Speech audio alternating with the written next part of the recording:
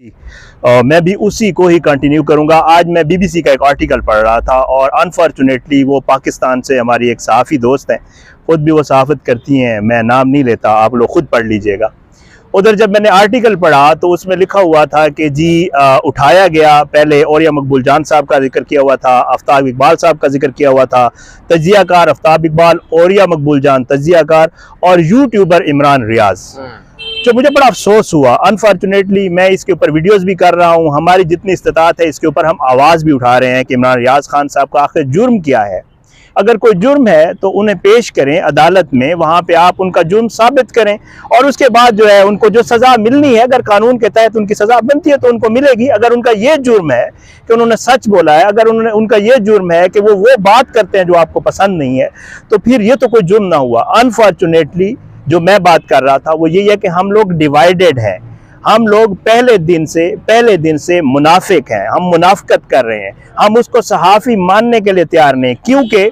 वो उसको काम नहीं करने दिया गया, मुख्तलिफ इदारों से निकाल दिया गया किसी के कहने के ऊपर, और अब वो अपना फ्रीलांस, क्योंकि पाकिस्तान में तकरीबन, जैसे सौराब भाई बात कर रहे थे, शाहिद भाई बात कर रहे थे,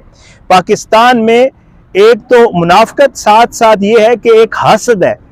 उसको चैनल से निकाला गया कि शायद उसकी आवाज़ बंद की जाए, लेकिन साथ साथ ये है कि पाकिस्तान में इसमें सबसे ज़्यादा आजकल जो सबसे ज़्यादा देखा जाने वाला है वो इमरान रियाज है। उसकी आवाज़ लोग सुनते हैं, पूरे पाकिस्तान में नहीं बल्कि पूरी दुनिया में, और फिर वो जो बात करता है उसकी बात को लोग सीरियस लेते हैं। तो अनफॉर्चुनेटली यही किया गया। फिर बीच में हमारी अपनी जो मुनाफिकत है, आज हमारे वही कुछ लोग, क्योंकि ज़ाहिरी बात है हर किसी के अपने मफादात होते हैं, हमारे यहाँ बहुत सारे ऐसे लोग हैं जो बहुत सारे एजेंडा टो करते हैं, कोई किसी पॉलिटिकल पार्टी का एजेंडा टो कर रहा होता है, कोई किसी एस्टेब्लिशमेंट का एजेंडा टो कर रहा होता है। अनफॉर्चुनेटली हो ये रहा है कि सबसे पहले तो एक तफरीक पैदा कर दी गई ताकि यहाँ पे जितनी भी सहाफ़ती यूनियंस हैं वो उसके साथ खड़ी ना हो, क्योंकि कुछ लोगों का हमने देखा जब उनको उठाया गया तो बहुत सारी सहाफ़ती यूनियंस और कुछ इदारे उसमें शामिल होकर उन्होंने कोशिश की और वो बंदा रिहा होकर वापस आ गया। लेकिन इमरान रियाज खान साहब को पहले दिन से